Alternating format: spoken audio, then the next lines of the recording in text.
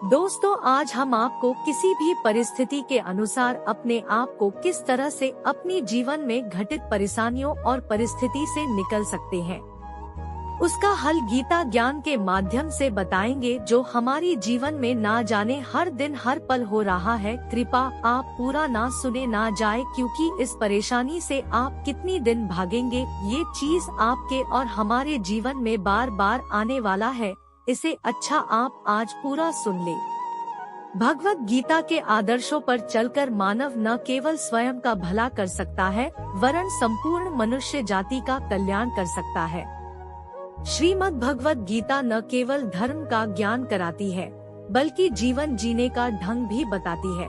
महाभारत के युद्ध के पहले श्री कृष्ण और अर्जुन के बीच का संवाद मानव के लिए प्रेरणादायी है। गीता के उपदेशों का अनुसरण कर हम न केवल खुद का बल्कि समाज का भी भला कर सकते हैं।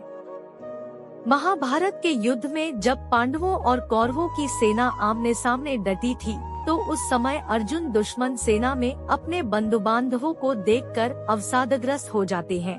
तब अर्जुन पार्थ के सारथी बने श्री कृष्ण वासुदेव उन्हें उपदेश देते हैं कि पार्थ, तुम दुख का त्याग कर युद्ध करो। वर्तमान में भी जीवन की कठिनाइयों से लड़ने के लिए मानव को गीता में बताए सूत्रों को अपनाना चाहिए। गीता के सूत्रों को अपनाने से व्यक्ति उन्नति पथ की ओर अग्रसर होता है।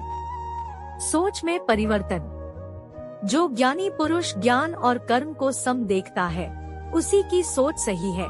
सही नजरिया रखने वाला व्यक्ति इच्छित फल की प्राप्ति कर लेता है।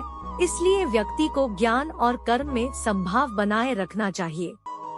मन पर नियंत्रण जरूरी। मन बहुत चंचल होता है और वह सदा यहाँ से वहाँ भटकता रहता है।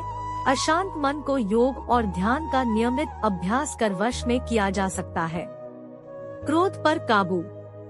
गीता में लिखा है कि क्रोध भ्रम पैदा करता है और भ्रम से बुद्धि विचलित होती है। जब बुद्धि का विचलन हो जाता है तो तर्क करने की क्षमता भी क्षीण हो जाती है। जब मनुष्य में तर्क करने की क्षमता नहीं रह जाती तो वह पतन की ओर अग्रसर हो जाता है। इसलिए क्रोध से बचना चाहिए। मन पर अंकुश जरूरी। मन बहुत चंचल होता है, इस पर नियंत्रण करना बहुत जरूरी होता है। जो मनुष्य मन पर नियंत्रण नहीं कर पाते, ऐसे लोगों का मन उनके दुश्मन की तरह कार्य करता है और धीरे धीरे मनुष्य गलत राह की ओर अग्रसर हो जाता है। आत्मचिंतन है आवश्यक। मनुष्य को हर दिन आत्मचिंतन करना चाहिए। आत्मचिंतन से जो ज्ञान प्राप्त होता है, उससे व्यक्ति उसके अंदर छुपे अज्ञान रूपी अंधकार को दूर कर सकता है। कर्म का परिणाम। भगवान कृष्ण ने गीता में कहा है कि मनुष्य जैसा कर्म करता है, उसे उसी के अनुरूप परिणाम की प्राप्ति होती है। इसलिए जीवन में अच्छे कर्म करने को महत्व देना चाहिए।